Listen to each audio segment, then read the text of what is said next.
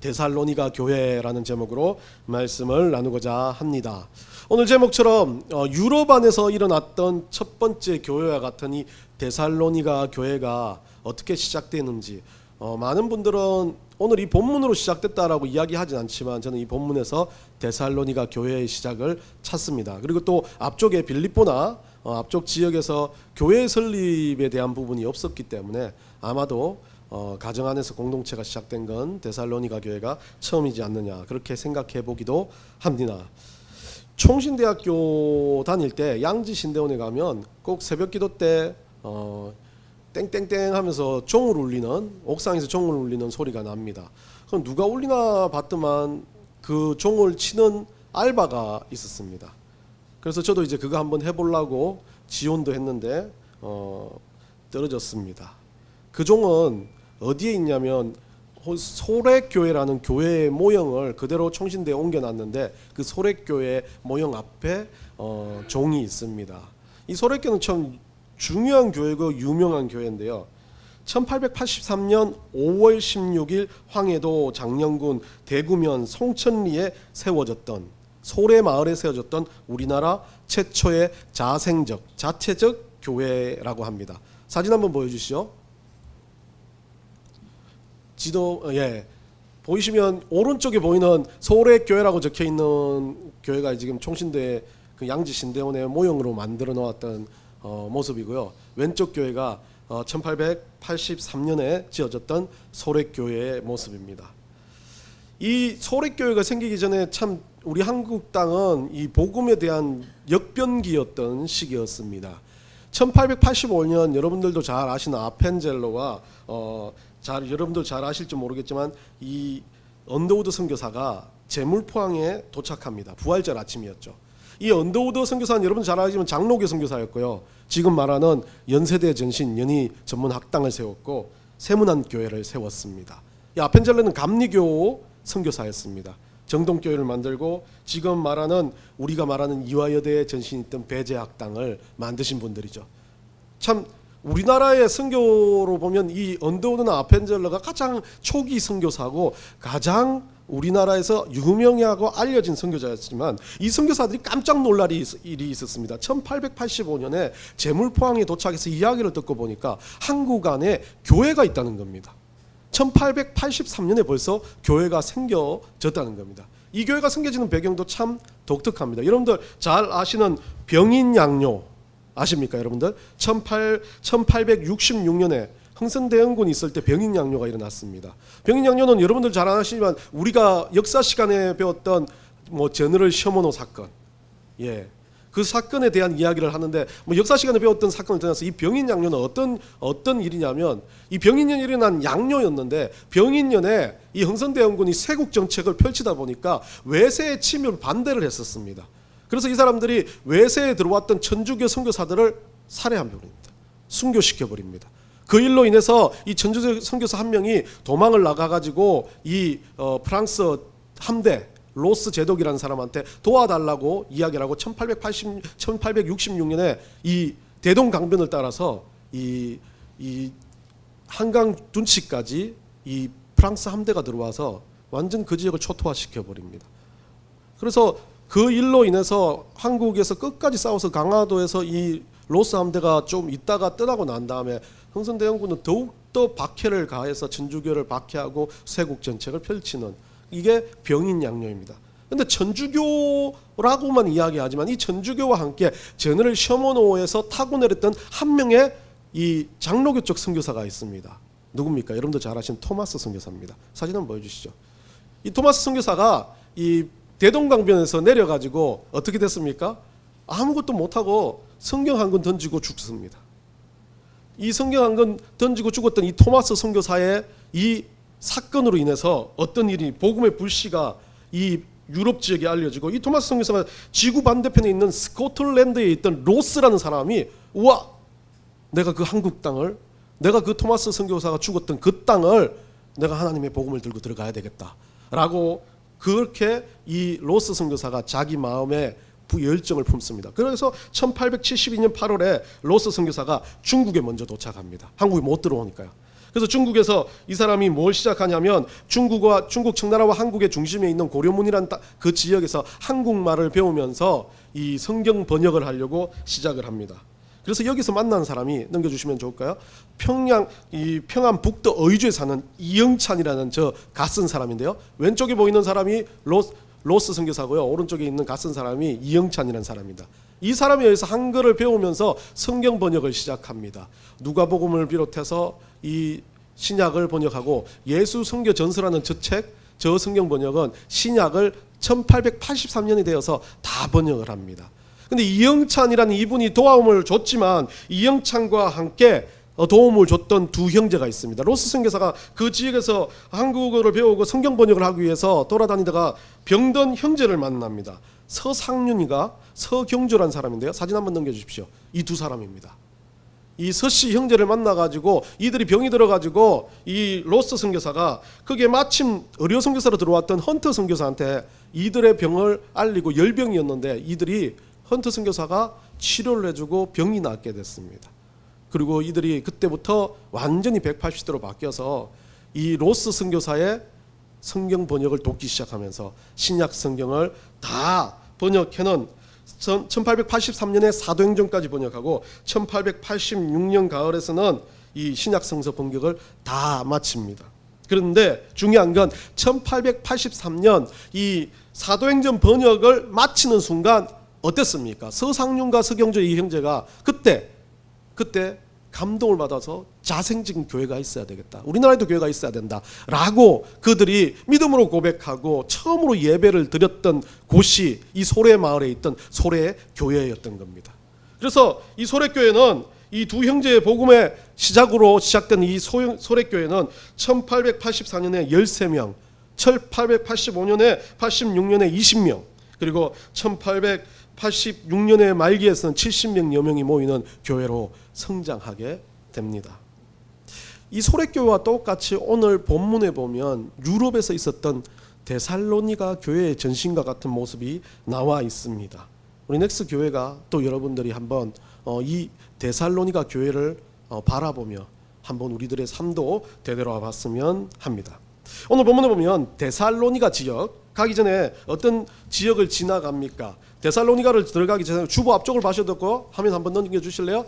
자, 우리가 2차 전도여행을 보시면 네아폴리, 빌립보를 벌써 이야기를 하고 끝냈습니다. 그리고 암비볼리와 아볼로니아를 지나가지고 이제 데살로니가로 이 사도 주보 앞편에 있습니다. 잘 안 보이시면 주보 앞편에 보시면 됩니다. 그래가지고 들어간 이 데살로니가라는 도시, 이 도시는 참 중요한데요. BC 315년경 이 알렉산드로 대왕이 죽은 다음에 권력 쟁탈전에서 이 이복 동생인 카산드로스 장군이 이 민심을 수습하기 위해서 이 도시 하나를 건설합니다. 그 도시 이름을 알렉산드로 대왕의 여동생이었고 자기의 부인이었던 여자였던 그 아내의 이름을 따서 데살로니가라고 지었던 이 도시가 이 데살로니가라는 도시입니다. 이 데살로니가는 대부분 그래서 그리스인이었고 유대인과 로마인이 섞여 있는 약간의 이민의 땅과 같은 그런 도시였습니다. 아테네스는 북쪽으로 513km 정도 떨어져 있고 원래 현지의 발음으로는 세살로니케라고 불린다고 합니다. 지금도 그대로 지금 마게도냐 지역에 이 도시가 그대로 있습니다. 1917년에 지금은 아마 그리스의 제2도시로 이 도시가 커졌는데 지금 뭐 100만 이상 사는 도시라고 하는데 1917년에 여기에서 대화재가 있어가지고 예전의 데살로니가의 모습은 많이 사라지고 새롭게 도시가 재정리되었다라고 하는 도시인데요. 사도 바울이 유럽을 전도하기 위해서 이렇게 개인적으로 전도하고 원래 빌립보 교회도 나타나고 교회도 나타나지만 아마도 예배를 드리는 장소, 사람이 아니라 예배를 드리는 장소, 물론 자주장사 루디아의 집도 교회가 되겠다는 느낌도 있겠지만 어쩌보면 자생적으로 예배를 드렸던 장소가 뭐 빌립보 교회 다음으로 되겠네요. 두 번째 정도 될 수 있겠습니다. 데살로니가 교회가. 그래서 이 데살로니가 교회는 특별하게 다른 의미가 아니라 유럽에서 기독교 공동체가 시작되어지는 초기의 공동체의 모습을 그대로 보여주는 곳이라고 생각을 합니다.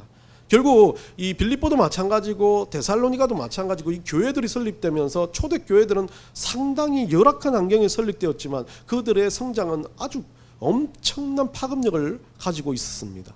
그런데 여러분 요즘은 유럽은 어떻습니까? 2015년을 기점으로 해서 유럽 교회가 몰락한다는 보고서들이 계속 나오기 시작합니다. 그래서 2020년 작년에 이르러서는 유럽 교회 절반 이상이 사라져 버렸고 유럽의 많은 교회들이 뭐로 바뀝니까? 나이트 클럽으로 바뀌고 서커스 공연장으로 바뀌고 그니 사람들이 말하는 이 교회가 우리가 말하는 절과 같은 문화유적 지처럼 그건 관광지 느낌 이상으로 없어진 교회들이 참 많이 있습니다. 그러다 보니까 유럽에 정말 복음에 아시아에 시작된 복음이 처음으로 유럽으로 들어가서 그 유럽 가운데 얼마나 뜨거운 복음의 전도의 행렬들이 이 사도행전을 보면 있는데 그 유럽의 교회들이 그렇게 몰락해져 가고 있다는 것이 오늘날 많은 학자들이 하는 이야기고 그 유럽 교회가 몰락하는 이유 가운데 세속주의라든지 여러 가지가 있겠지만 이 유럽 교회의 몰락의 한 방편으로는 이 무슬림이라는 이방 종교를 많이 이야기합니다. 무슬림은 기하급수적으로 성장하고 있고 유럽의 교회들은 기하급수적으로 없어지고 있기 때문에 그렇습니다. 근데 이 성경학자든지 미래학자들이 하는 이야기 어쩌면 우리가 미래를 예견하는 거지만 성경 안에서는 이 데살로니가도 이 유럽도 하나님의 손에 지어진 귀한 땅이었고 하나님 뜻대로 그 일들이 이루어져 간다는 겁니다. 저는 오늘날 무슬림이 커지는 이유도 하나님이 놔두시는 거라고 봅니다. 하나님 한 번만 손대시면 끝날 수 있지만 하나님이 그것이 필요하기 때문에 이 일들이 지나가게 하신다는 것을 깨닫게 됩니다. 그래서 우리는 데살로니가의 초대교회의 모습을 보면서 우리는 한번 여러 가지 생각들을 해볼 필요가 있다라고 생각합니다. 유대인들은 좋은 습성을 가졌습니다. 유대인들은 디아스포라라 해가지고 어떤 지역에 가든지 10명만 모이면 자기의 법대로 자기들의 관례대로 회당을 짓게 되어 있습니다. 그래서 10명만 충족이 되면 무조건 회당을 만듭니다. 우리 교회도 10명이 되면 교회를 만드는 것처럼 10명 안 돼도 교회도 만드는 거지만 이 유대인들은 어떤 지역 어디를 가든지 회당을 만들고 그 길을 중심으로 자기들이 모이기 시작합니다. 그러다 보니까 이 데살로니가라는 땅에도 회당이 있었고 아마 유대 분파대로 여러 회당이 있었을 겁니다. 그러면 이제 사도 바울은 이런 회당을 중심으로 복음을 전파하기 시작하는데 데살로니가 처음 들어가 가지고 이 사도 바울이 2절을 봅니다. 바울이 뭐라고 말하면요, 자기의 뭐대로요? 관례대로라고 이야기합니다. 이 관례대로는 에이오도스라는 단어를 쓰고 있는데 이 에이오도스는 에도의 완료 분사형인데 어떤 거냐면 자기가 어떤 습관을 들게 하다, 익숙해 하다, 노력해서 자기 몸을 사도 바울이 말하는 나의 몸을 쳐서 복종시키듯이 어떤 습관을 만들어가는 모습입니다. 결국 전도 가기 싫고 회당에 들어가는 게 너무 찜찜하고 회당에 들어가면 반대하는 유대인들도 있고 유대인들이 봤을 때 사도 바울이 전하는 건 이단적인 복음입니다. 그러니까 그들이 봤을 때는 얼마나 분노하고 짜증날 만한 이야기를 합니까? 그런데 거기 들어가서 전도한다는 것 자체가 쉬운 일이 아닙니다. 적군이 있는 그런 장소에 가서 전도를 하는 겁니다. 그런데 사도 바울은 그 길을 택합니다. 뭐로대로요? 자기가 그것을 쳐서 복종시키면서 하나님 말씀에 순종하기 위해서 그 자리에 들어가는 겁니다. 결국 우리 인생을 바라보면 사도 바울처럼 우리가 가지고 있는 관례대로 살아가고 있습니까? 힘들고 어려운 상황 가운데서도 초대교회, 이 유럽의 초대교회의 모습은 사도 바울과 그런 힘들어도 어려워도 전도하기 위해서 애를 쓰면서 자기의 습관화를 전도로 습관화했던 그 삶을 통해서 일어났던 것처럼 우리도 한번 되돌아봐야 합니다. 하나님의 교회가 우리가 원하시는, 하나님께서 원하시는 넥스 교회를 위해서 우리가 얼마나 헌신하며 전도하기 위해서 애쓰고 살아가고 있냐. 노력은 참 많이 하고 있습니다. 예전과 달라가지고 전도하기가 너무 힘든 세상이 되어버렸습니다. 사도 바울처럼 이때 진짜 복음의 열정을 들고 들어가서 이단의 자리에 들어가서 신천지에 들어가서 너희들이 주석권 잘못됐다라고 이야기하면 뭐 기적처럼 믿고 나와야 되는데 거기서 엄청 두드려 맞고 나올 겁니다. 아무도 우리를 쳐다보지 않습니다. 과거와 너무 달라졌지만 사도 바울은 그래도 그 어려운 자리에 자신을 밀어놓고 불편함을 감수했다는 겁니다. 결국 우리는 어떻습니까? 복음을 전하기 위해서 여러분들 불편하십니까? 복음을 전하기 위해서 땀 한 방울이라도 흘리십니까? 복음을 전하기 위해서 여러분 삶에서 무언가를 위해서 노력하고 계십니까? 데살로니가의 초대교회는 그랬다는 겁니다. 복음을 전하기 위해서 불편했던 바울과 실라의 그 모습으로 인해서 거기 가운데 복음의 씨앗이 떨어지기 시작했다는 것을 우리는 기억해야 됩니다. 갈라디아서 6장 17절 한번 읽어보겠습니다. 다 같이 읽습니다. 시작. 이후로든 누구든지 나를 괴롭게 하지 말라. 내가 내 몸에 예수의 흔적을 지니고 있노라. 사도 바울이 이게 있기 때문에 가능한 겁니다. 힘들어도 아파도 예수 그리스도의 흔적이 내 안에 있는데, 예수님이 나를 위해서 죽으셨는데 내가 이 정도 못 참아라는 사도 바울의 고백에는 예수 그리스도의 고난과 예수 그리스도의 아픔의 흔적이 자기 몸에 새겨졌다는 겁니다. 행복하게 구원의 은혜를 주신 것만이 아니라 그 은혜 이후에 그 구원을 주시기 위해서 예수 그리스도께서 나를 위해서 얼마나 아프셨는지를 늘 새기고 살았다는 것이 사도 바울의 고백입니다. 바울이 이런 고백을 하는 것은 자기 뜻대로 살아가는 게 아니라는 겁니다. 어렵고 힘들고 고난스러워도 내가 하나님의 나라를 위해서 일을 하는 거라는 그 자기의 습관과 의지를 키워갔다는 겁니다. 우리는 어떻게 살아갑니까? 각자 나름의 직장과 환경과 가정에서 삽니다. 그런데 여러분들은 어떻게 삽니까? 거기에서 내가 조금 그리스도인답게, 내가 하나님의 백성답게, 아니면 조금 불편하더라도 내가 그들을 전도하기 위해서 노력하고 있습니까? 저도 목사인데 참 안 됩니다. 조금만 잘못하면 아우 진짜 전도구 뭐고 다 때리고 그냥 이 개긋장을 떼고 10원짜리를 퍼붓고 싶을 때가 참 많이 있습니다. 근데 목사라는 계급장 때문에 못한다. 참 제가 못되고 안 된 사람이라는 생각이 듭니다. 근데 여러분도 마찬가지지 않습니까? 그리스도인이라는 계급장 때문에 못할 때가 있지 않습니까? 그리스도인이라는 그 이름 때문에 여러분 삶을 여러분 뜻대로 못 살 때가 있지 않습니까? 그게 정상이라는 겁니다. 내 뜻대로 살래? 이젠 나 필요 없어. 욕하고 그 잘못한 거 다 지적하고 그래 내 뜻대로 살래? 그거 아닙니다. 조금 참아낼 수 있는 것. 그리스도인으로 일하는 이름의 이 의무감에 내가 조금이라도 불편할 수 있다면 그게 진짜 교인이라는 거죠. 그게 진짜 넥스 교회를 만들어가는 원동력이라는 겁니다. 부흥의 역사가 많은 성도들이 들어오고 예전처럼 이렇게 기적처럼 일어나는 부흥도 있겠지만 여러분 한 분 한 분이 살아가면서 그리스도의 선한 영향력을 끼칠 수만 있다면, 저도 말씀드리지 않습니까? 여러분이 끼쳤던 그 영향력이 어떤 식으로 열매 맺을지는 모릅니다. 우리 교회가 아니라서 상관없고 어떤 교회 어떤 자리에서 하나님의 영광을 받고 하나님의 은혜를 보고 그들이 구원받을 수 있다면 여러분은 그 일을 위해서 최선을 다해서 투자하시면 됩니다. 노력하시면 됩니다. 3절을 보면요, 이 데살로니가 교회가 그렇게 그 자기 갈래대로 데살로니가 교회를 만들기 위해 사도 바울은 이제 회당으로 들어가 그 자리에서 갈래대로 그 자리에 들어갔고 어떻게 합니까? 그들에게 성경을 풀어줍니다. 뜻을 풀어가지고 무엇을 이야기합니까?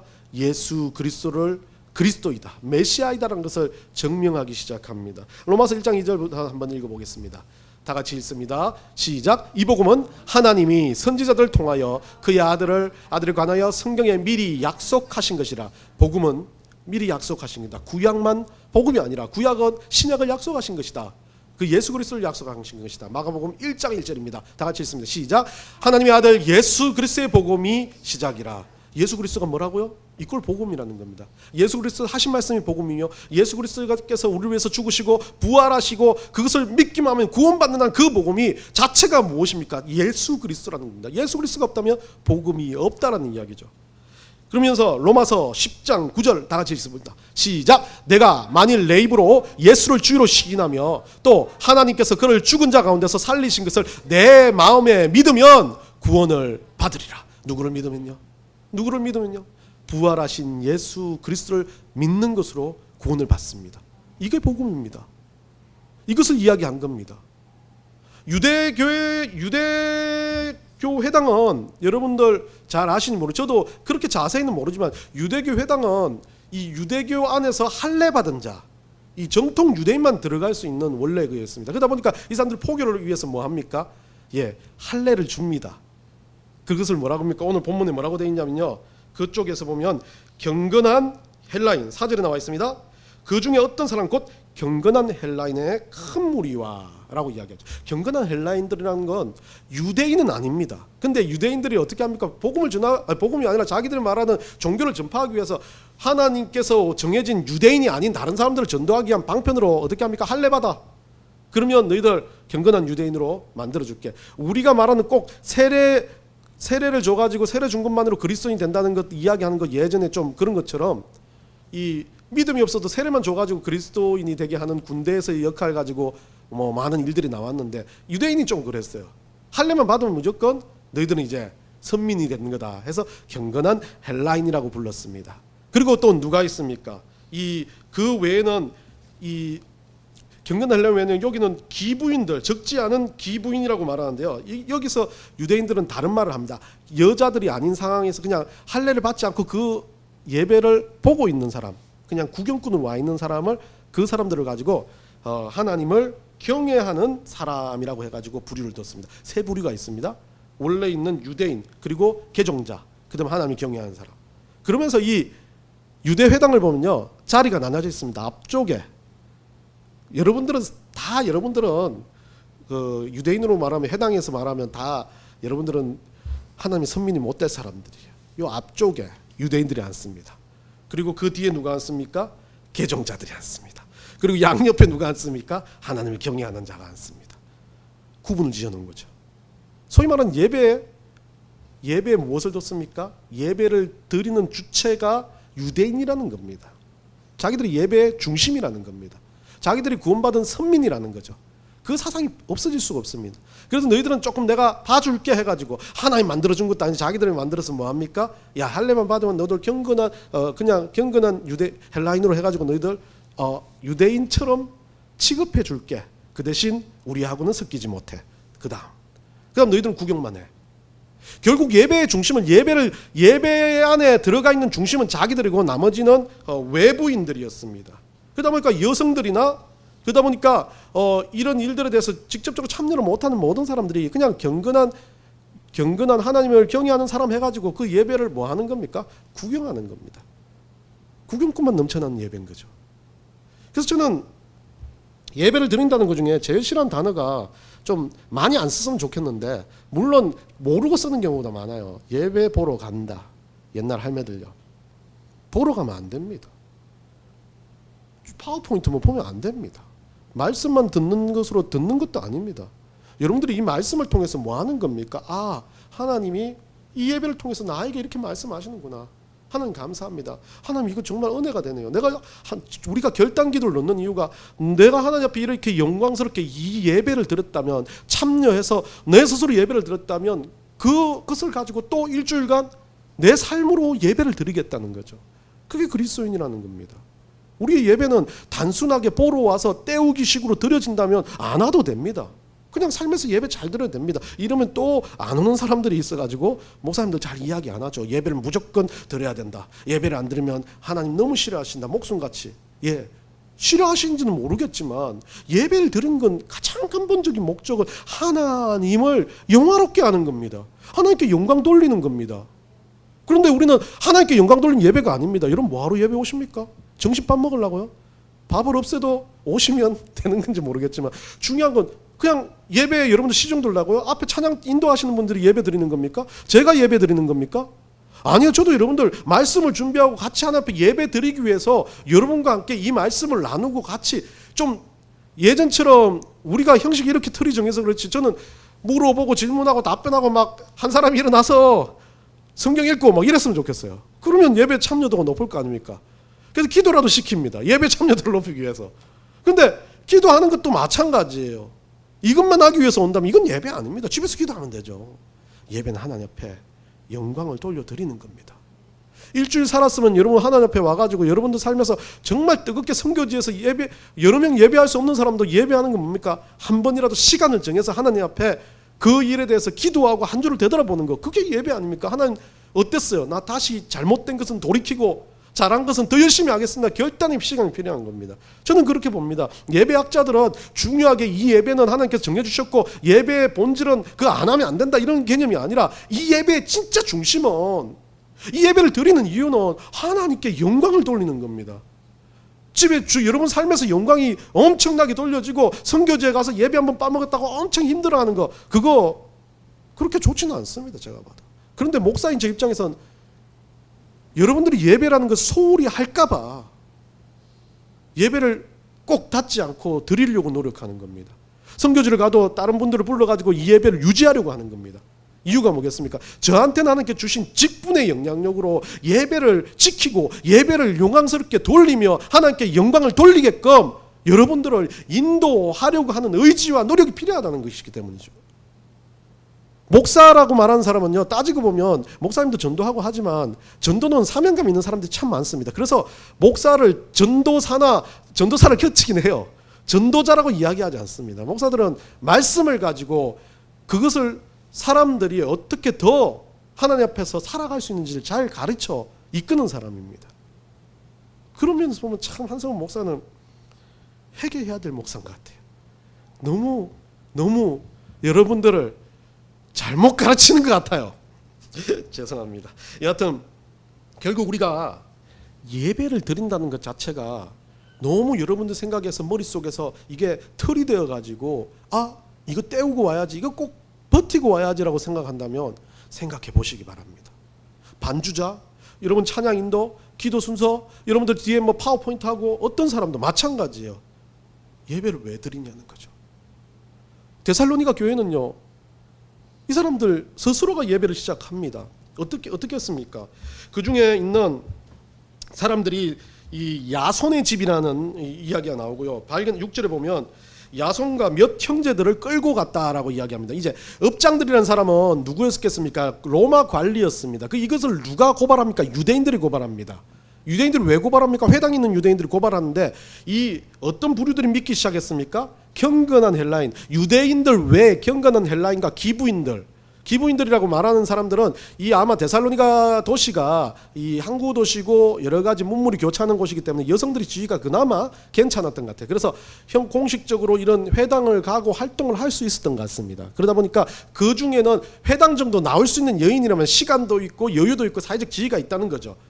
이 어떤 거기 안에 뭐가 있습니까? 거기 안에 커뮤니티, 거기 안에 어떤 이게 뭡니까? 단어가 생각 안 나요. 뭐 공동체 모임, 자기들의 사교장이 있다는 겁니다. 그래서 나오는 거죠. 나와가지고 하나님에 대한 그런 말씀도 듣고 여러 가지도 있겠지만 이들은 거기가 어땠겠습니까? 구경하러 오는 것이었습니다. 그 여인들은 경건한 헬레인, 참여하지 못하는 사람입니다. 예배의 중심이 아니었습니다. 그러다 보니까 이 두 부류는 어땠습니까? 딱 와서 예수 그리스도에 대한 복음을 전하니까 완전히 바뀌어버립니다. 그게 있나? 예수 그리스도를 만나야 되겠다. 이 사람들이 믿기 시작한 거죠. 이 사람들이 믿었는데 중요한 건 이 사람들이 믿는 그 환경 속에 야손이라는 사람이 있었습니다. 야손이라는 사람은 어떤 사람이라고 써있지는 않지만 형제들이 있었고 야손의 집으로 누구를요? 바울과 신라를 맞아들였다라고 이야기하죠. 자주장사 처럼 루디아처럼 똑같이 도 자기 집으로 바울과 신라를 초대해가지고 드렸습니다. 결국 저도 빌립보 교회도 마찬가지겠지만 이 데살로니가 교회도 어쩌면 이 야손의 집에서부터 시작되지 않았나라고 추측을 해봅니다. 왜요? 바울과 신라가 가면 기도하고 예배하고 말씀을 나누잖아요. 그게 예배입니다. 그 예배를 통해서 데살로니가 교회가 시작됐을 겁니다. 이 야손이라는 이름 참 재미있습니다. 야손은 데살리의 고대왕의 이름이기도 한데 구원이라는 이름의 뜻을 가진 그런 사람입니다. 물론 이 야손은 자기 형제들, 자기 집안 식구들 다 같이 모여서 이 바울과 신라와 함께 찬양도 하고 기도도 하고 말씀도 나눴을 겁니다. 그러니까 어떻게 합니까?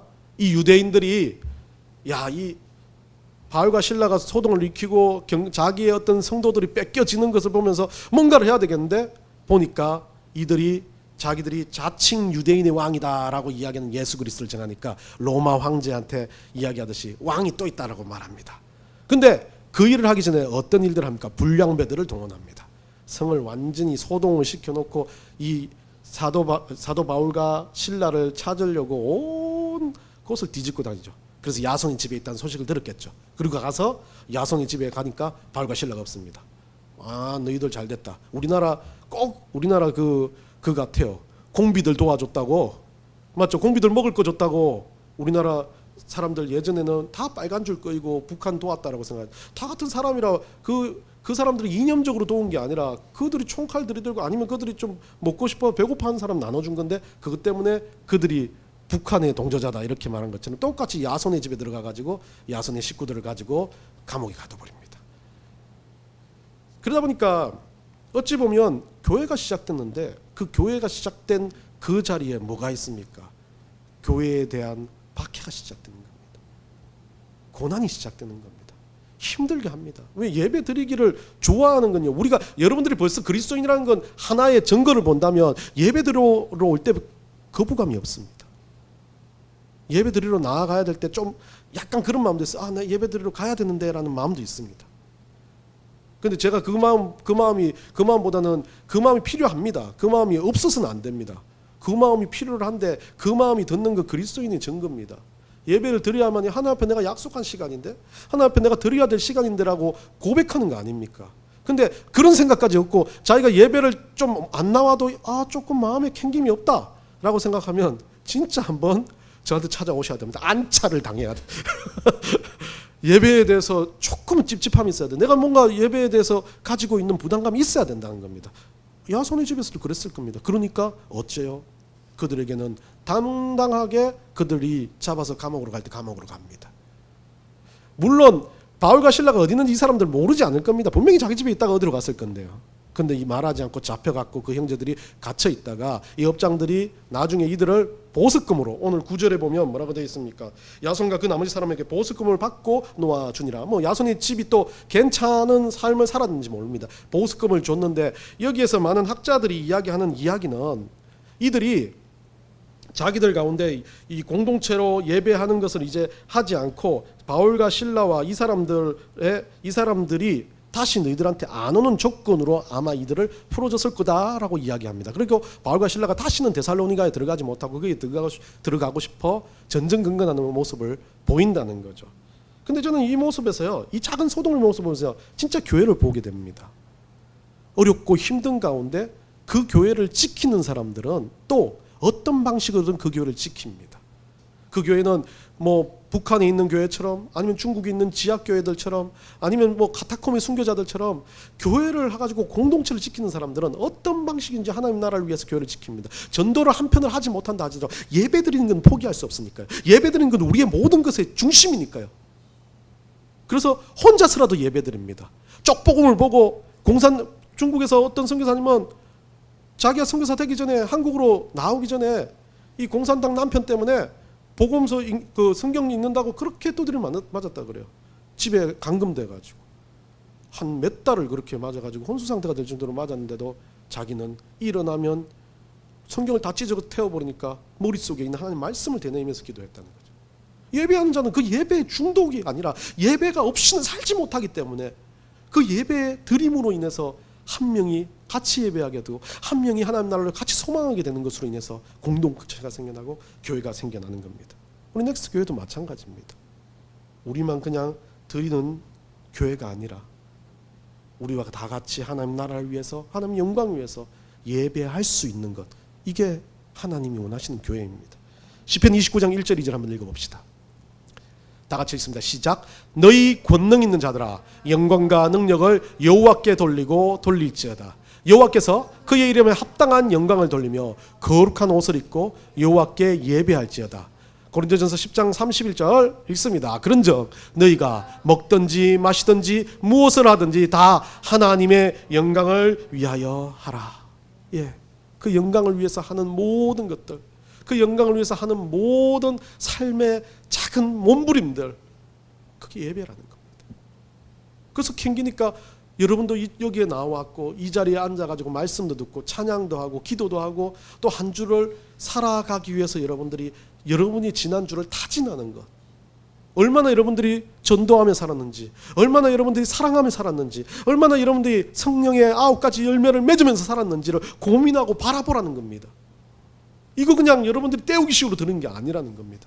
이거 그냥 일요일이라고 주일이라고 여러분들이 이 시간을 정해놨기 때문에 안 가면 누구 눈치 보지라고 생각해서 예배 오는 거 아니라는 겁니다. 여러분 스스로가 하나님 앞에 뭔가 찜찜함이 들어가야 돼요. 하나님, 내가 일주일을 조금은 노력해서 살았습니까? 라고 되돌아보며 이 예배에 나오는 겁니다. 고린도전서 9장 23절 있습니다. 시작. 내가 복음을 위하여 모든 것을 행함은 복음에 참여하고자 함이라. 우리가 할 수 있는 모든 것들, 사도 바울은 말합니다. 예배하고 기도하고 찬송하고 그거 모두가 다 구분이 없습니다. 예배 안에 다 들어가 있기도 하고, 예배가 삶이기도 하고, 예배가 또 공식적인 여러분들이 하나님 앞에 드리는 되돌아보는 회개의 시간이기도 하고, 예배가 결단의 시간이기도 합니다. 그렇지만 그 모든 행함, 그 모든 것들, 그 모든 예배함이 뭐예요? 복음의 참여함이 시작이 되고, 그 복음의 참여함의 시작으로 인해서 데살로니가 교회처럼, 빌립보 교회처럼 하나님께서 그 공동체를 만들어 가시는, 서로의 교회처럼 자생적으로 이 땅 가운데 하나님의 영광을 위해서 세워지고, 누군가의 피와 땀과 노력에 의해서 거기 가운데 하나님의 복음이 들어가고, 거기 가운데 하나님의 영광과 능력이 들어가서 흘러가게 된다는 것을 보여주신 겁니다. 우리 넥스 교회, 저는 바라볼 때마다 감사하고 또 감사합니다.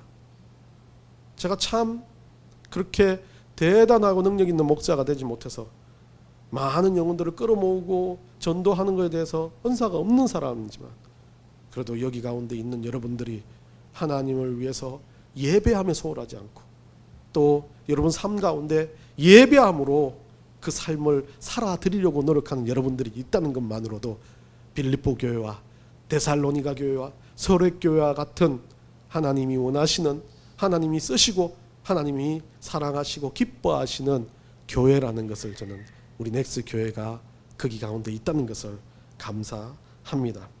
한 주를 살아갈 때 여러분, 넥스 교회라는 교회에서 예배 드린 것만으로 끝나는 것이 아니라 이 예배가 여러분 삶으로 흘러 들어가시기를 원합니다.